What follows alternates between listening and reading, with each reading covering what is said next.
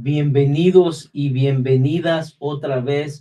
Welcome to PNN KHU, Poor People's Revolutionary Radio on 96.1 on the dial in East Oakland and streaming live online at www.poormagazine.org/radio. This is Muteado, your co-host, formerly houseless, con voces de migrantes en resistencia, with Poor Magazine in studio with Popoy, formerly houseless, Pablo Scala, mi canala La Tiny. Get out the way! Get out the way! Move! ICE! Get out the way! Get out the way! Get out the way! Move Mexico! These border walls have got to go! These border walls have got to go! From Palestine to Mexico! Yeah, that's right. These border walls, these fake, violent constructs of colonial terror from Palestine to Mexico, from Turtle Island and beyond. These border walls have got to go. They had nothing to do, and they have nothing to do with our indigenismo, with our spirit, with our love, with our radical interdependence, and with our caring community. On today's podcast, a Poor People's Radio, where we speak with a peaceful warrior who have been resisting the state terror of ICE at immigration court in occupied Yelamu, aka San Francisco. And then we're blessed to speak with a relative who was part of the release of a new film called Yintah documentary about the anti-colonial resistance for indigenous lands sovereignty. And then this week's segment on the addiction doula for our last shout out for the premiere of Crushing Wheelchairs, which is this Sunday at the Roxy in the occupied Yelamu, San Francisco. Oh, so I know that listeners and viewers know about the violent state terror that just keeps on keeping on from every direction. In this time of Dia de los Muertos, I want to lift up and bring in and shout out to the relatives that we've lost in this violent state terror of false colonial borders, of so-called ICE, of, Department of Homeland Security, and all these other settler colonial lies. But the brothers and the sisters and the fathers and the mothers and the babies and the trauma in their hearts, I just want to lift that up in this moment. And there are so many of our relatives who are being violently attacked, and so many of our community who are currently in terror. And so sending that love out as we also hold our babies from Palestine, and we hold our babies in Sudan and Haiti and the Congo and so many places right now across Mother Earth in so much pain. And in this moment of pain, all we have is each other. We feel like we've already put everything we can out and up, and yet we still have to keep on keeping on because we're all we've got. We have the blessing of having one of the peaceful prayer bringers and warriors and stand-uppers and shout-outers and refusers and resistors who stand at the violent space of known as the immigration court in occupied Yelamu, who do not give up, who accompany relatives who are dealing with this setup from the get-up, and who will not be giving up, no matter how much you terrorize us. Corazon, welcome to Poor People's Radio. That's right. Hello. Thank you so much for having me. For sure. Thank you for being here. Yeah, and thank you for your beautiful work and your walk. I just want to say that the opening little short that we shared with you, right, was from a really powerful and prayerful and beautiful march from downtown San Francisco to that space of terror. And shout out to Gay Shame and others who participated in that and who held that, right? And we also had love. There was festivity. There was dance. There was music, right? But maybe you could tell listeners a little bit, just taking folks back who don't know about the warrior work that relatives have been doing autonomously out Mhm. there at 100 Montgomery. So maybe you could just start with a little background for folks. For sure. Yeah. So, you know, prior to May, there wasn't really this phenomenon of ICE going into court and, immigration courts to abduct people. So this is this new wave of, Trump signed off terror against our communities. They found this loophole, right? And, this is taking place in a so-called sanctuary city, right, of San Mm, Francisco. mm, So this is really bringing um, a point of contention, right, for San Francisco, which is supposed to be this liberal safehold, right? But and yet this is all going on right in downtown San Francisco. So starting in May, there was just this pop off of these instances of people getting abducted and community trying to respond through rapid response. But what kept happening was people would show up and the raid was already done. The abduction had already happened. The people were already gone. So there needed to be a change of tactic on our end. And so that's when Court Watch started.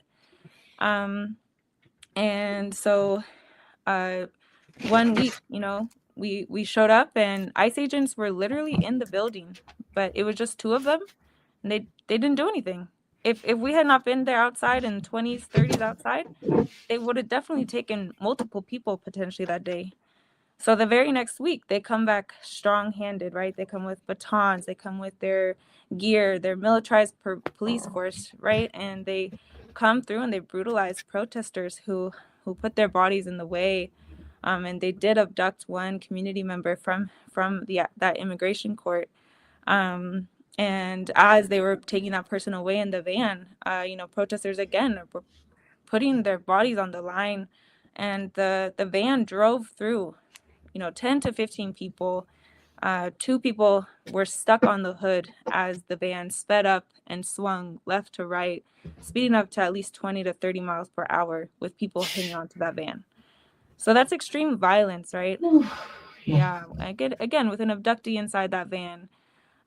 All this just to take one person, right? For what? What did this one person do? Did this make our community safer?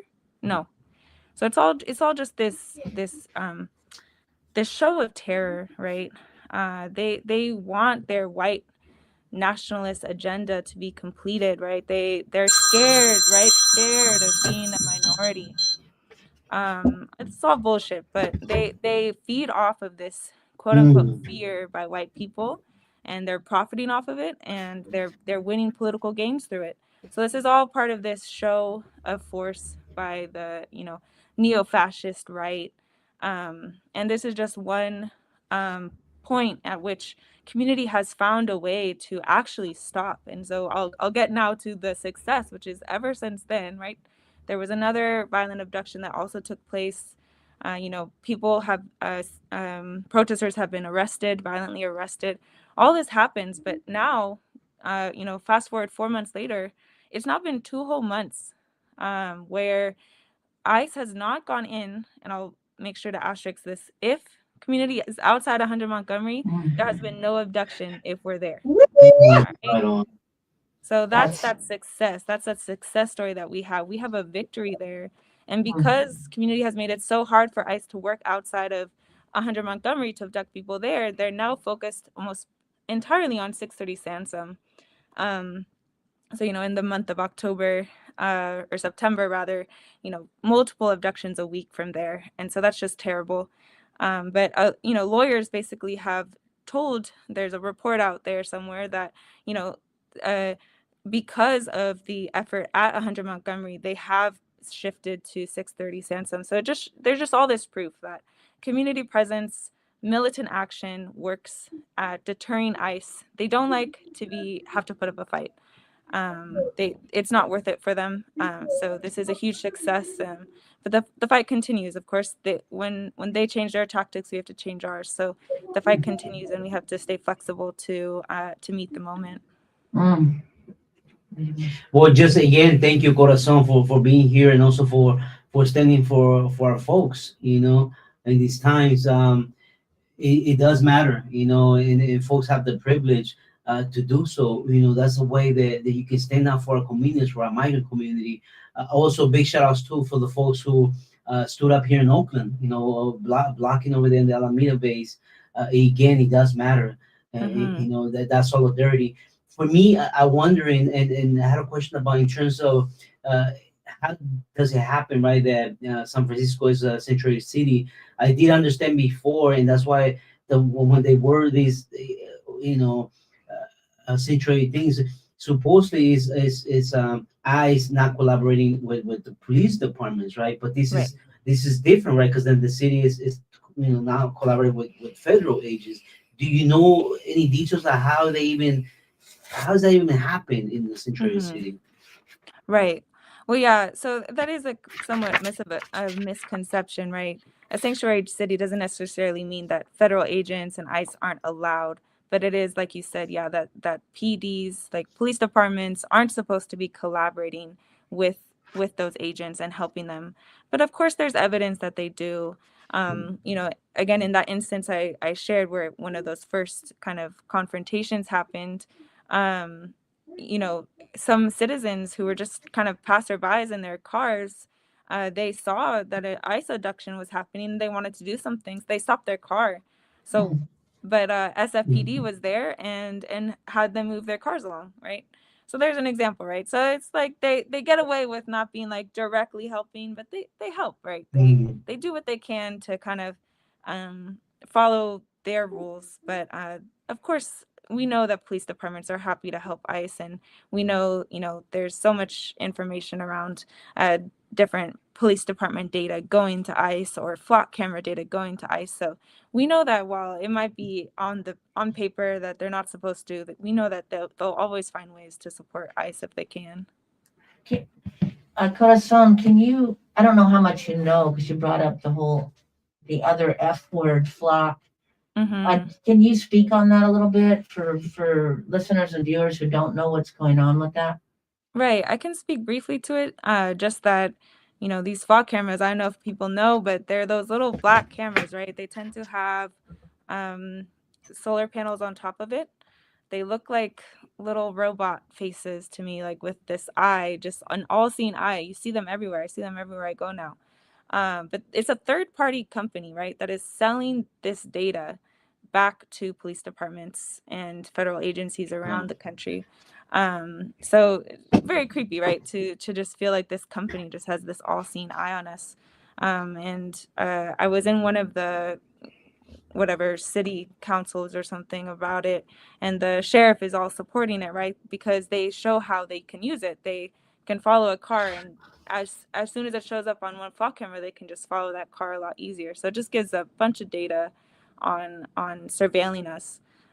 So people are against this because we know that this level of power gets abused, and of course they're going to veil it under, oh, law and order. We're going to catch people doing violent crimes. So we know that ain't shit. Like violent crimes ain't even that. Like it's it's a Yeah, war against the poor. We already know here, yeah, especially at Poor Radio. So for thank you for our sure, work y'all do to educate us on what's really going on.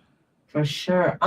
Thank you for that. And I wanted to talk a little bit about you as humans who are out there because you know we know that we're in a backdrop of this moment uh, where our human bodies are also under attack. Um, as somebody who spoke at UZLA, as I'm calling it, and dared to pray for Palestine, which I did, and then was threatened with my life, literally, in my community. That's injury to our heart. Hmm. And I just wanted to have you speak a little bit about how you are feeling as a human in that moment, in this moment, and Hmm. how you find your healing and your warrior work. Hmm. Yeah, thank you. I something that helps ground me so much is Asada's chant.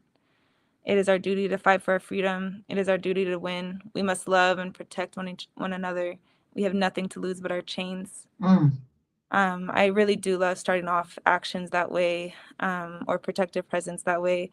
Um, I think it's really important because yes, we need to look around at who's here with us, and inwards to ourselves and check in.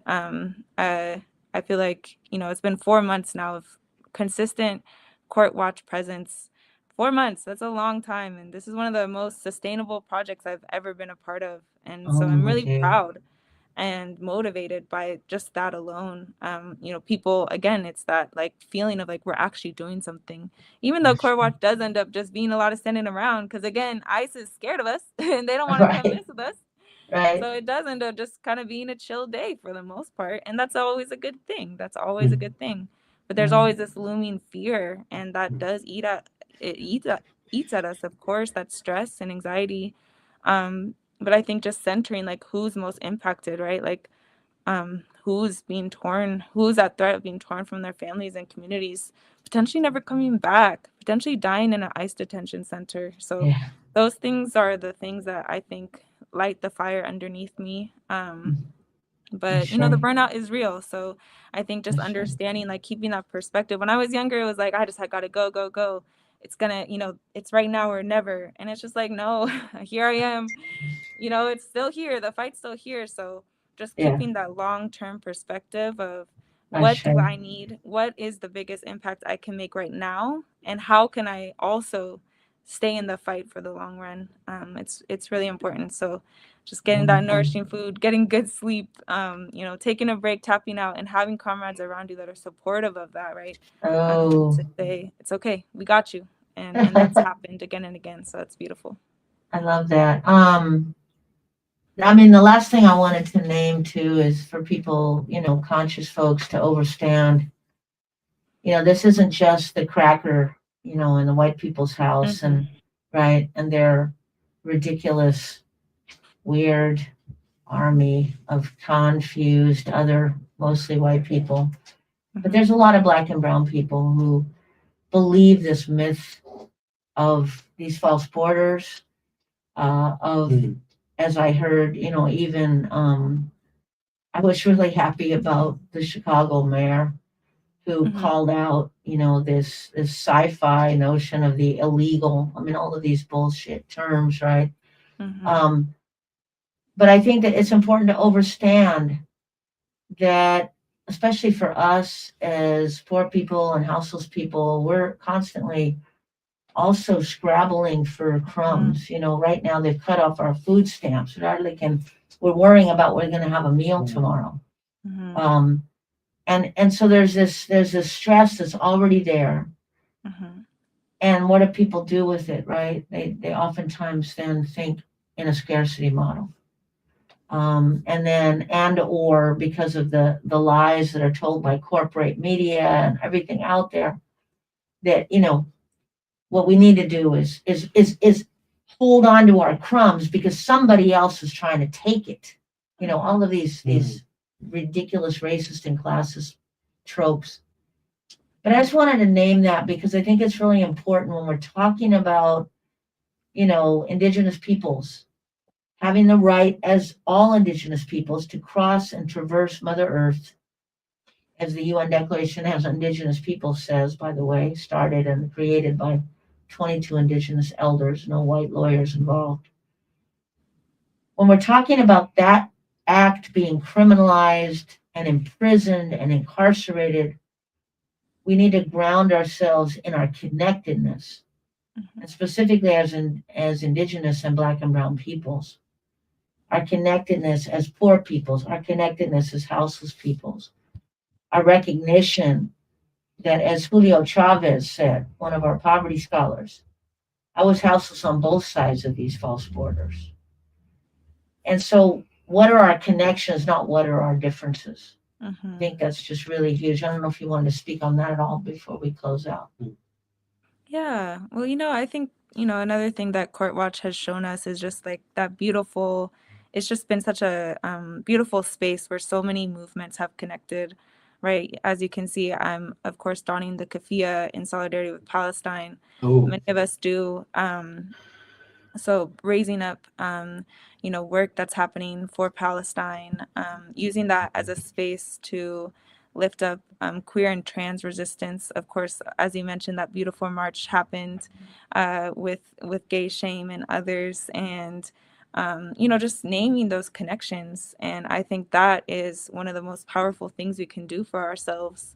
And that's what's ultimately going to get us free. And that's one of the most inspiring things I'm seeing on a global level is this massive, growing understanding of, yeah, this what's happening here, this use of Palantir, this use of militarized police force, this use of surveillance to abduct and disappear our community, our brown and black community members.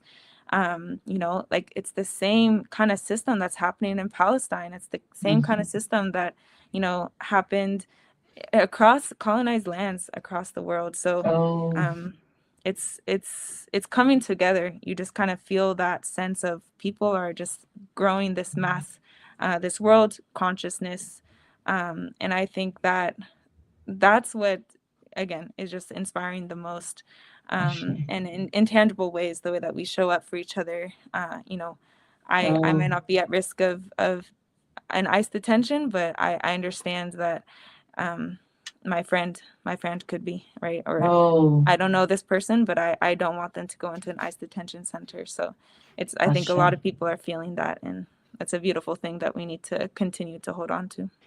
Oh, Mateo, can you just tell listeners and viewers how they can support you all if it on a what's the best step? Yeah, for sure. Well, yeah, so again, as I've been talking about it, things kind of started off on Tuesdays, but since over these past 4 months, our presence has expanded to Tuesdays, Wednesdays, Thursdays, and Fridays, which is amazing.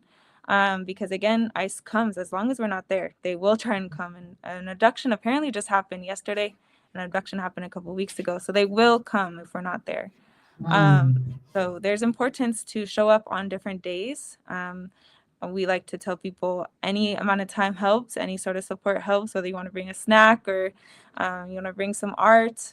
There's been so many cool things happening: music, poetry, drag shows, reading groups, teach-ins, skill shares, all those things. So it's a great community hub for people to get tapped in and keeping that broader picture, right? It's not just about immigration court, but it's also about building those connections from that space into the neighborhoods, into our broader community. And that's what's going to make us more resilient as ICE continues to do raids in the neighborhoods, at workplaces, etc.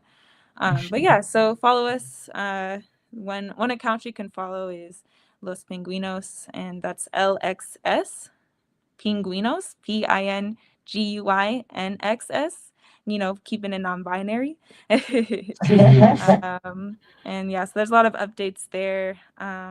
So that's a great way to stay in touch. Thank you so much, Corazon, for your work and for Yes. your Thank corazon, you. for your heart.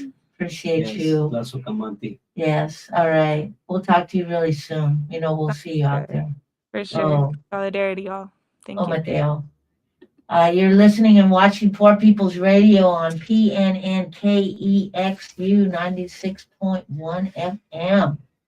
And I do want to just name out too that we have we have another powerful blessing. I don't know if our relative has joined us yet. Have they? Okay. Before we do that, though, I wanted to talk a little bit about an upcoming powerful event that's going to go down on Sunday. Yes. Can you Not talk? to be missed. That's right. Can you talk about it a little bit, Mute? Well, again, a lot of you guys have heard of this, powerful movie, Crushing Wheelchairs. But I think it talks about what we're trying to link up and connect, and that is the war on the poor that is ongoing, and it has been going on before COVID. And again, it's a movie that talks about, you know, the so-called encampments, that we know there's more than encampments, they're communities. And again, it talks about, a lot of people think that we houses communities, we just, one day we just got there, right? Or because we were lazy, or because all these notions they have about poor people, which are not true. Right. And so the crushing wheelchairs actually shares the story of different poverty scholars. Some of them who already transitioned to the spirit world, like Gongora Pat, Luis Gongora Pat, who was killed in San Francisco, Yelamu. Um, and other heroes and heroes that again, stories needs to be told. Poverty scholars, and again also again shouting out that there's poor people. Again, before we're stricken by poverty, we were someone's son, we were someone's daughter, we were That's right. someone's mom, we were That's right. someone's auntie, and so again, this movie goes into depth what is in so-called encampment in community, which is more again it's a community. That's right.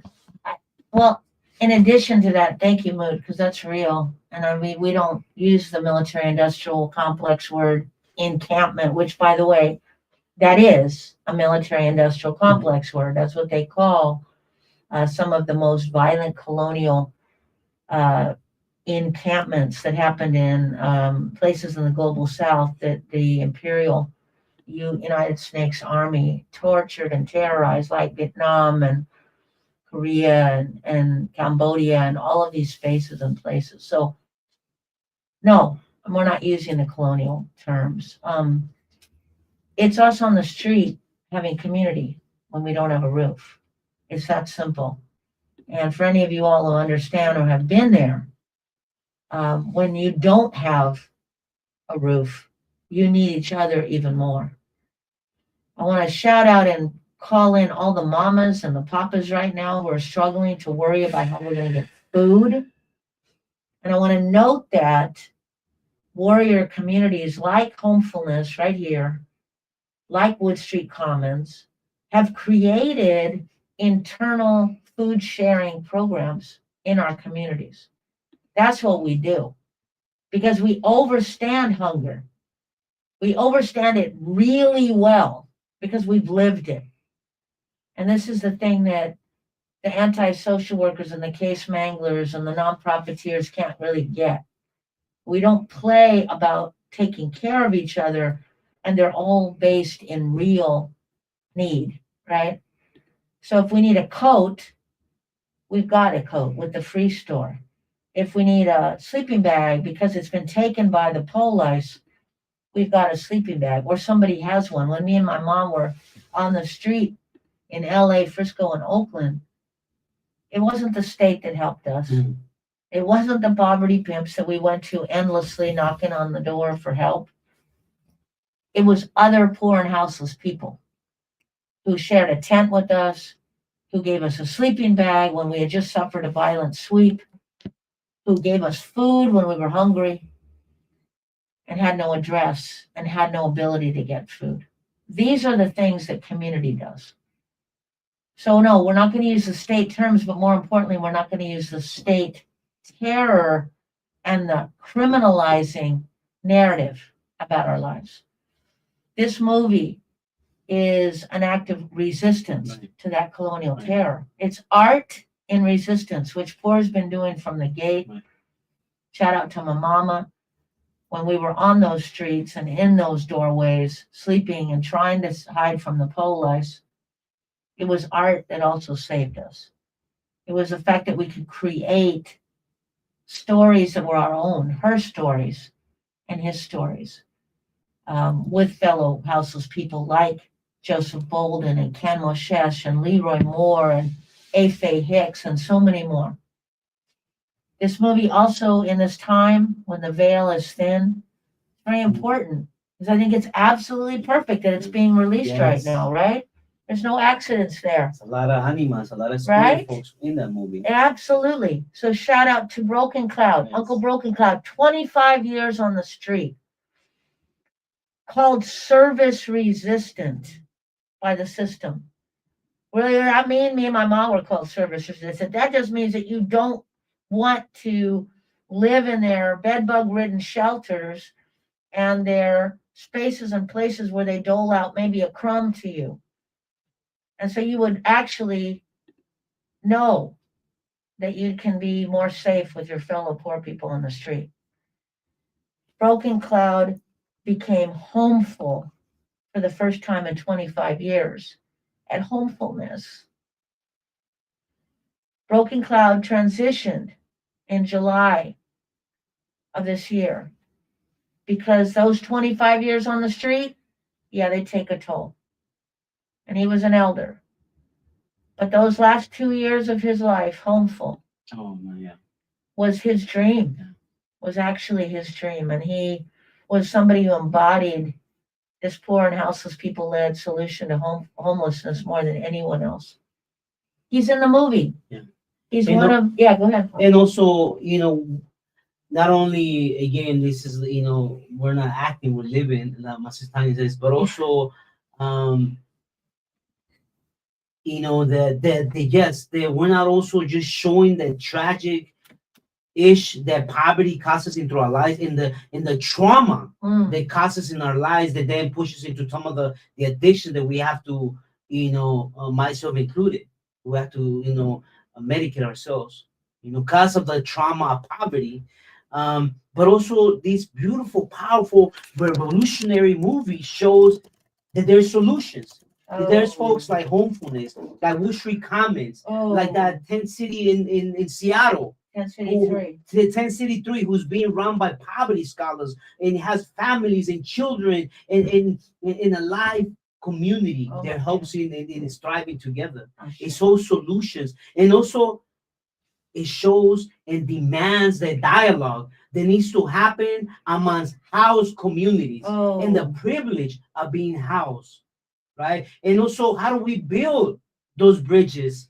And how also, what we teach here at Homefulness and the elders here at Homefulness, again, not to buy into the individualistic ways of America that shows you that once I got mine, I'm cool. Let me sit back and relax and chill. No. As long as there's houseless folks out there, it should be our duty for all of us to be housing folks. So this movie also highlights that, the solutions and those dialogues with the Wood Street comes at the end, with the dialogue that needs to happen among house and unhoused communities. Ashe. The last thing I want to say too is that, and that's absolutely real, and it's one of the things that actually happens in the movie. This is not a documentary, relatives. This is a narrative, and it's exciting, and it's beautiful, and it's sad, and it's filled with poetry and poesia from Luis Rodriguez and Tongo and Ayodele Wordslinger and, D. Allen and so many more. But the other thing, again, is we're talking about our animas, our ancestors right now. Luis Demetrio Gongora Padu crossed those false borders. So these are all connected to come here and work in kitchens for rich people in San Francisco who lost his apartment because they raised the rent on him in the mission and then couldn't afford that rent. And that's why he came houseless. Luis was murdered by SFPD for being indigenous and brown and houseless in that occupied town. Luis Tamaj burned alive for sleeping outside. Stephen Taylor with a mental health crisis in Walmart. Shannon Marie Bagley run over by a bulldozer, and James Edward Oakley, and so many more. So celebrate our ancestors and celebrate us who are still here and not giving up and not fighting from all sides of Mother Earth. Come out Sunday, relatives. It's at the Roxy at 12 noon. It'll start with prayer, of course, as we always do. There'll be food. There'll be love. Celebrate with us. Help us make this be the powerful movie. It's got no Hollywood love, no festival love. It's only us love, only community. So thank you. Come out at the Roxy at this Sunday. Tell your family, your friends, right? your Tell mama, everybody. your auntie. That's right. Come, everybody. November 9th at 12 noon at the Roxy Theater, 16th and Valencia in Frisco, occupied Yelamu. That said, we are blessed to have another movie maker in the house. A powerful movie that's going down on Saturday. A resistance movie as well that lifts up the resistance to all of these corporate extractors and land stealers because Mother Earth is not for sale. it's our blessing and our privilege to bring in Sister Jan Wickham from Yintah. Hey, Jan. Howdy. Hey, welcome to Poor People's Radio. Thanks for having me. How are you? All right. Well, we're holding on in the face of endless colonial terror, but other than that, we're here. Other than that, just great. There you go. There you go. Other than all the things. Yes. Yeah. So maybe you can tell listeners and viewers a little bit about what this powerful movie is about. Yeah, so Yintah is a film that was over 10 years in the making, documenting Wet'suwet'en upholding our Naknuaten, which is Wet'suwet'en law. And mostly centers around two individuals. One of them is my sister, Slato, and the other is my cousin, Howlfgut. And, you watch them over the 10 years, both of them built homes and reoccupied our traditional territory in what is now known as Northern British Columbia. The Wet'suwet'en have jurisdiction over 22,000 square kilometers. For folks on the other side of the imaginary line, that's roughly the size of New Jersey. And yeah, so, we're up against billion-dollar corporations and the government, and you see the journey from the very beginning. Kind of one of the markers that is always really neat to see is my sister's firstborn. When you first see him in the film, he's 2.5 or 3 years old. And then by the end of it, he's like 13. So yeah, it's a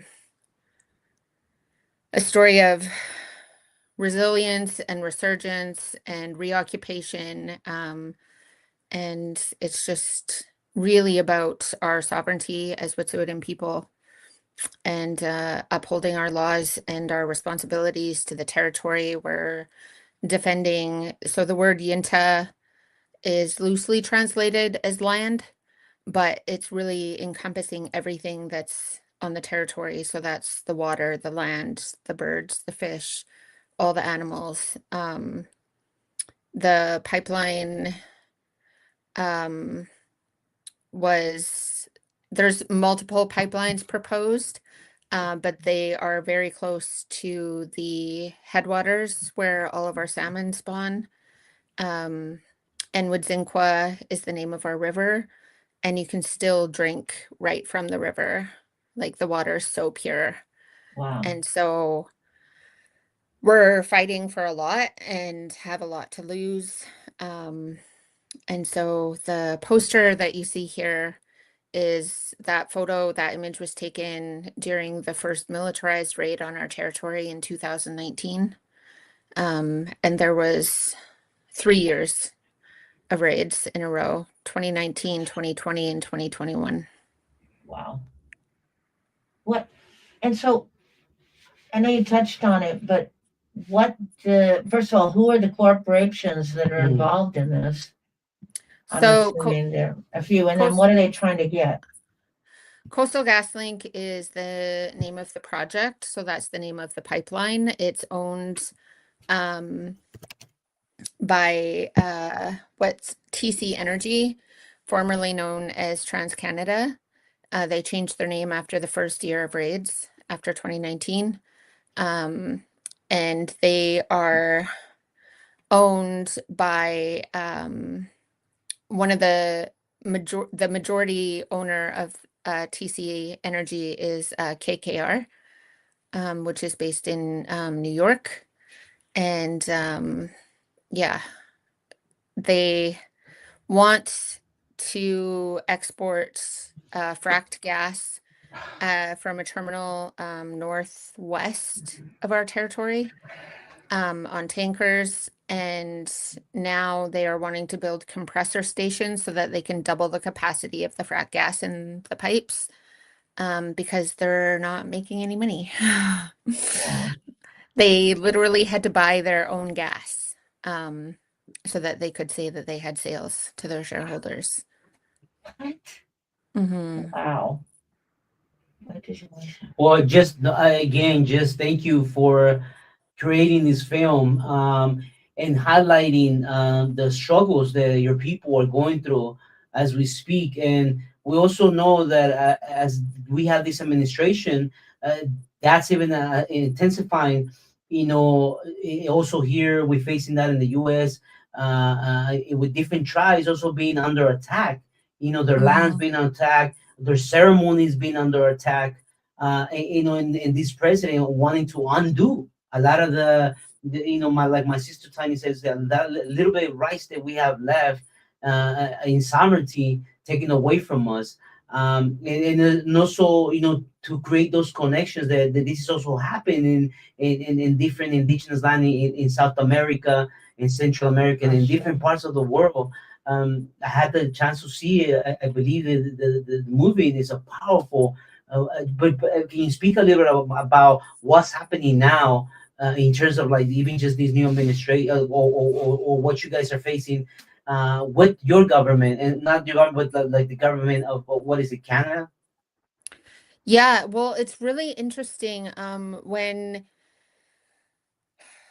we started digging more into KKR, we found out that they actually hired Dave Petraeus, Wow. who is the former director of the CIA Right, and right, I former heard. general of the US military. Wow. He literally wrote the handbook on counterinsurgency.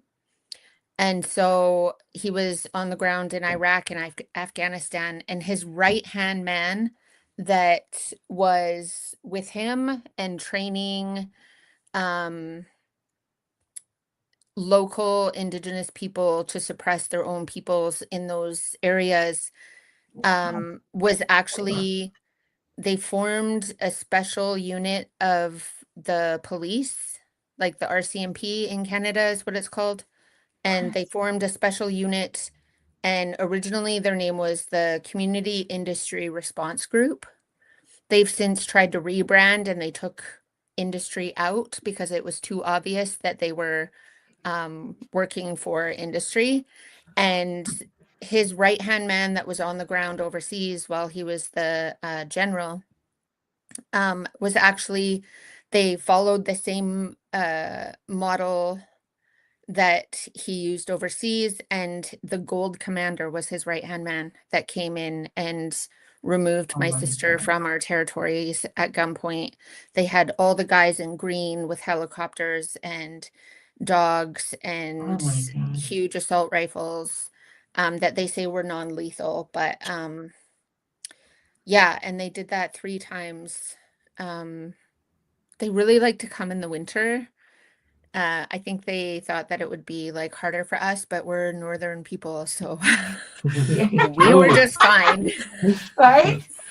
Don't Yeah, don't try to mess with y'all. I Okay. know, right? Yeah, and it was really, yeah, it was really intense. But that's kind of like, that's a really clear tie between these extractive industries in so-called Canada and with, the United States. And it's just right now, our or Canada's Prime Minister, Mark Carney, is really trying to push for more extractive industry in order to like stabilize our economy, because they got in this tariff war, right? And so they're just rubber stamping all the projects that are wanting to come through. I think at one point there was 14 proposed pipelines to go through, to Wow. go under Wodzinqua, and they did end up drilling under Wodzinqua in 2022. And so it'll be this coming summer in 2026 when we see the effects of that when the salmon return. So we don't know yet Wow. how that's going to be affecting our sustenance, our food, Yeah. and then of course, everything's connected. So it'll be affecting the bears and the moose and everything else. So we're still living with the impacts. We're still living with the illegal occupation of this company on our territory. For years after the last big conflict, the raid in 2021, there was 24-hour surveillance and harassment happening. And because my sister lives out on the territory, every time she drove out there, because she had been arrested and had conditions, every single day they were threatening to arrest her for just driving to and from her home. Wow. She has 3 kids. Right now they're 14, 9, and 5. And so, yeah, you see them all. You actually see her youngest one being born. Well, not actually being born, but you see my sister in labor, and then you see my niece. Her name's Winnie, and it means wise one. And so, yeah, there's just been a constant presence. And now we know that if they go through with these compressor stations, it's going to ramp up all of the traffic, all of the RCMP, all of the security. We have a civil suit right now against the RCMP and the private security company for harassment and collusion. And that is ongoing. We just had 2 weeks ago the sentencing for my sister, our younger relative Shay, and my partner Corey, who's Mohawk from Akwesasne, and Shay is from one of our ancient allies, the Gitsan, our closest neighbors. They were sentenced after 2 years of being in court. They filed an abusive process claim against the RCMP for the way that they were treated during their arrest and their detention afterwards. And we alleged 8 human charter rights violations, and the judge found that he like agreed with 2 of those allegations, and so he was able to reduce the proposed sentences for them, and then they had their charges stayed. And so Wow. it's kind of bittersweet because so in the end they the judge sentenced my sister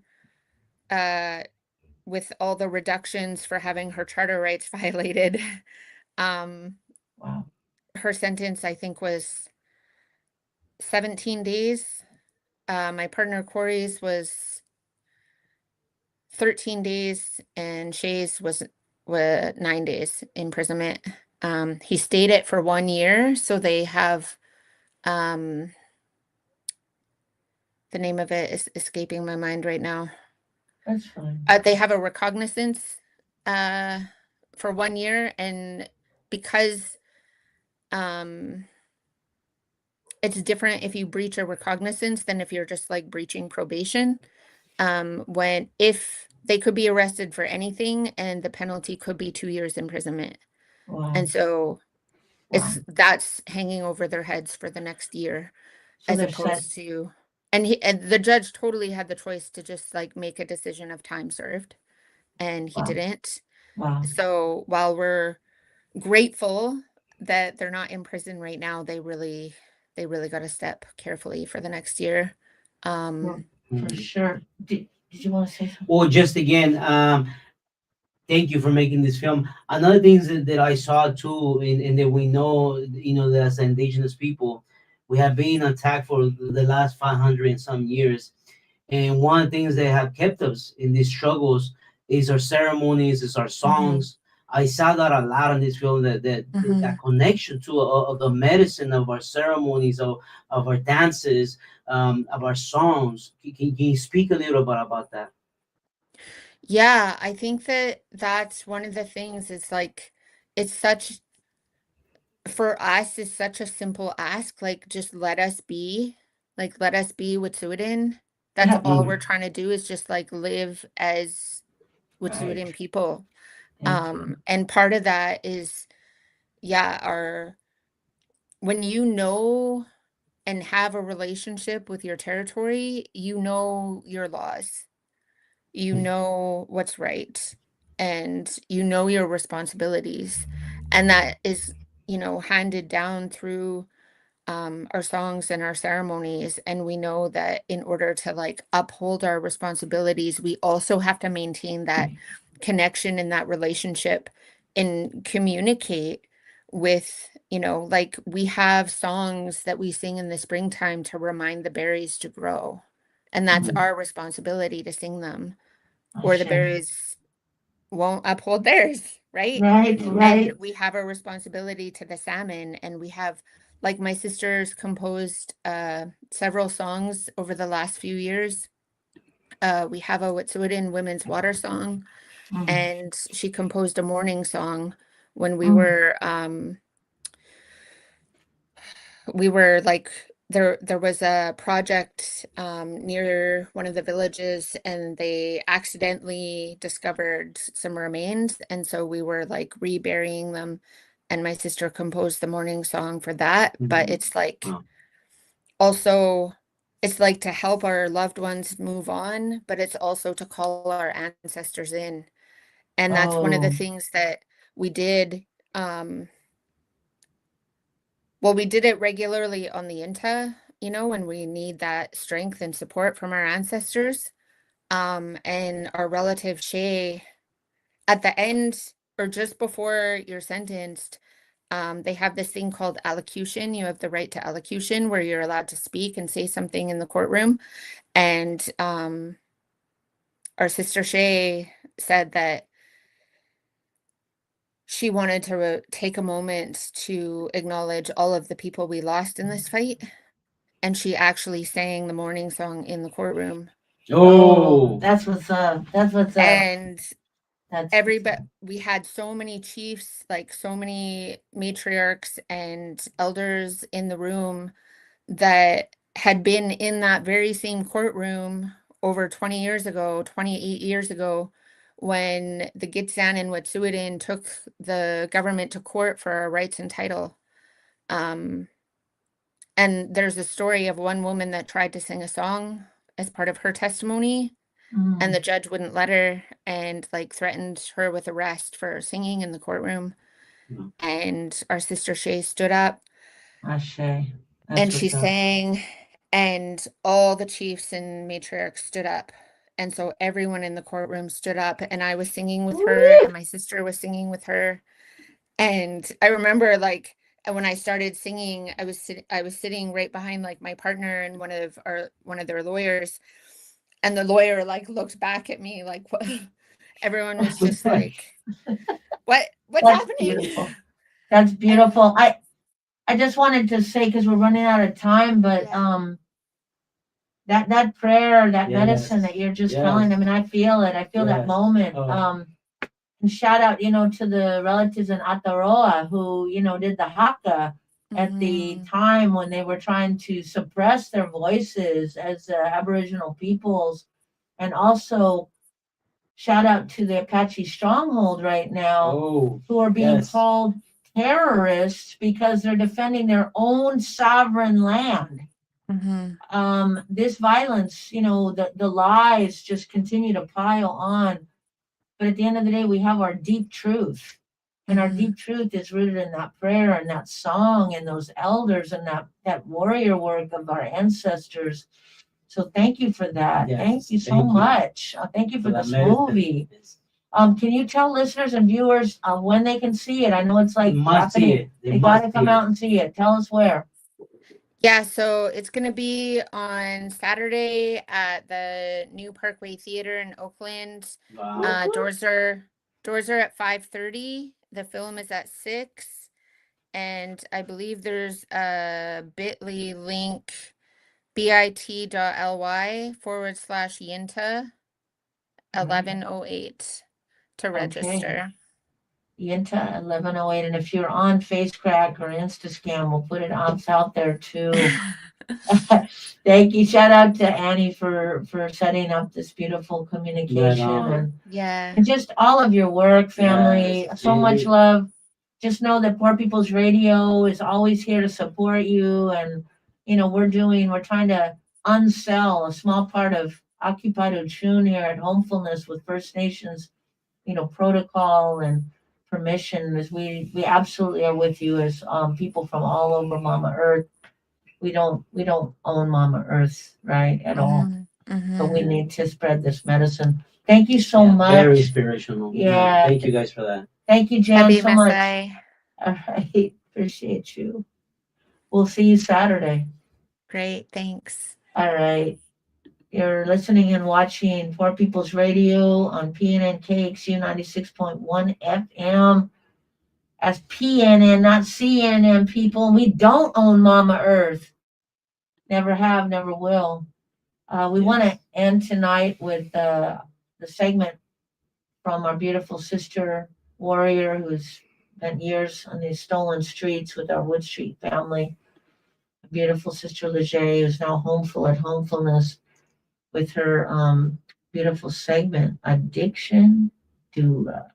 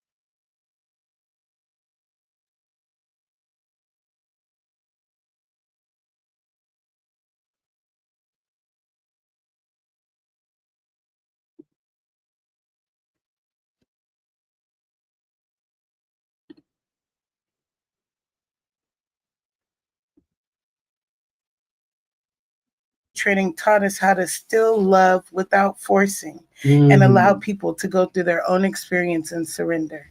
I want to share this quote that I heard about healing and accountability from both sides. Before you heal someone, ask if they are ready to give up the things that made them sick. People cry out for change, yet cling to the very patterns that kept them unwell. They seek healing, but yet choose to part with the habits and identities and attachments that sustain their suffering. A man drowning in a river may scream for rescue, but will be gripping the stone that is pulling him under. He does not see that the struggle is not with the current, but against himself. One cannot be freed from suffering, yet clutch the chains that bind them. You see, suffering is too familiar. It's a well-worn groove in the mind, a rhythm one has danced to for years. And though it may be painful, it is known. And the known, no matter how unbearable, is often preferred over the terrifying vastness of the unknown. But healing is not an addition, it's a subtraction. It's not something you gain, but something you release. To step into wellness, you must leave behind the version of yourself that was comfortable in sickness. So before you ask for healing, ask yourself, am I ready to let go of who I was before to become who I am meant to be? Thank you for listening to your Addiction Doula Leger on the Holistic Detox and Recovery segment, connecting you to traditional ways to be reborn and liberated from addiction on KEXU 96.1 on the Poor News Network. Fẹ́ bí kúrò fáwo, afẹ́rífẹ́ fẹ́ bí kúrò fáwo, afẹ́rífẹ́ fẹ́ bí kúrò fáwo, afẹ́rífẹ́ fẹ́ bí kúrò. That was beautiful. Yes. And we love Sister Leger and that medicine always because we're struggling. We have so many layers and layers of trauma when we've lived in these violent positions of houselessness and being swept like we're trash and eviction and on and on.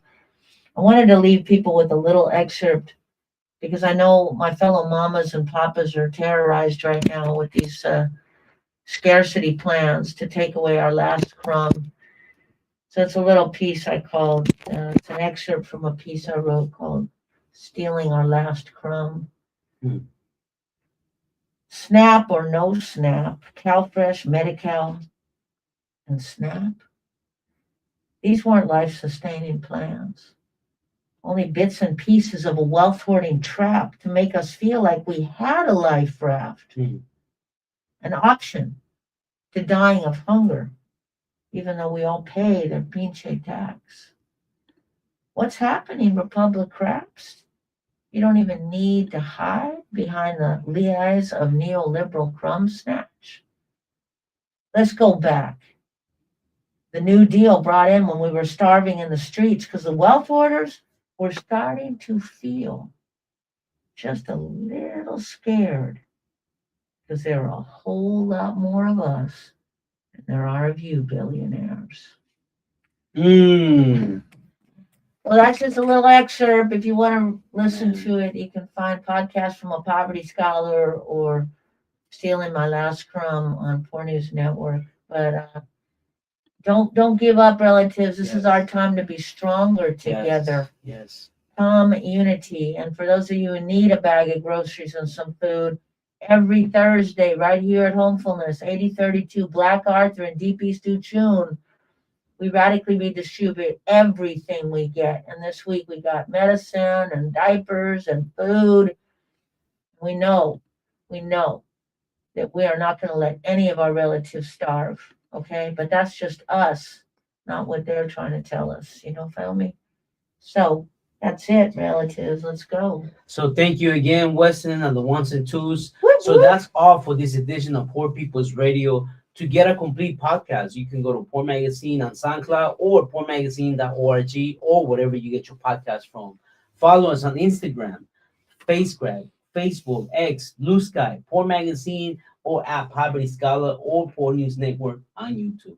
All power to the people. And come out Sunday, relatives. See you Sunday. 12 noon at the Roxy Theater. Yelamu. Because we made a movie. How about that? Us poor people made a no-budget movie that's going to rock your shoes. Oh.